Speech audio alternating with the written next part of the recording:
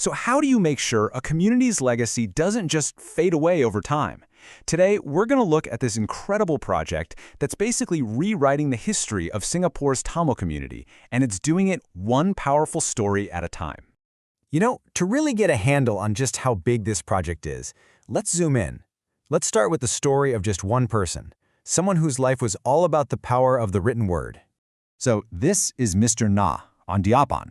And get this, he's not just called a writer or a leader. His title is the Reviver of the Tamil Writers Association. I mean, you don't just get a title like that, right? It tells you there was a community that needed a spark, and he was the one who brought the fire. His journey started way back in a small village in India. Then he moved with his family to Malaysia when he was just a kid. And finally, in 1983, he settled in Singapore. Now, this isn't just a list of dates and places. This is the bedrock, the foundation for what would become a 4-decade-long commitment to the Tamil literary world in his new home. Okay, so how on earth do you revive an entire literary association? I mean, where do you even start? Well, it wasn't just one magic bullet. It was this really comprehensive, multi-part strategy, all designed to build a legacy that would actually last. Seriously, his vision was a masterclass in building a community from the ground up. It wasn't about just one thing. It was about creating a whole ecosystem. First, he honored the past, right? Celebrating the literary giants. Then, he secured the present by creating prestigious awards for his peers. And crucially, he invested in the future by mentoring up-and-coming writers. And as if that wasn't enough, he put Singapore on the map by organizing the first ever World Tamil Writers Conference. See? It wasn't just a bunch of random events. It was a total strategy for a cultural comeback. And this kind of vision and organization doesn't just appear out of thin air. He had 40 years of professional experience in journalism and broadcasting to back it up. That's the kind of discipline and know-how that turns these huge ideas into something real. And this wasn't just talk either. The impact was real. You could see it. Through his workshops and programs, more than 50 new writers got their start. He was directly shaping the next generation of talent. And his contribution? It's literally written down in the history books. He compiled or edited over 16 different collections and volumes, making sure the work of his community was preserved for everyone to see for years to come. What an incredible lifelong achievement.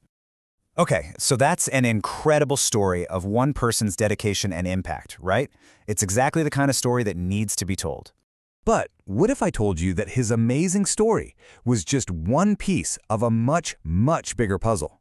This is Singapore Tamils 200. It's a landmark collection of biographies, and Mr. Aandiyappan's story is in there, right alongside 199 other changemakers. And believe me, this book is so much more than just a collection of stories. In its own right, it's a monument. It was actually published by the Singapore Tamil Youths Club, and they timed it perfectly to commemorate Singapore's bicentennial. So this whole project came out of a moment of national reflection, a time when people were looking back and asking, who are the people that really built this nation?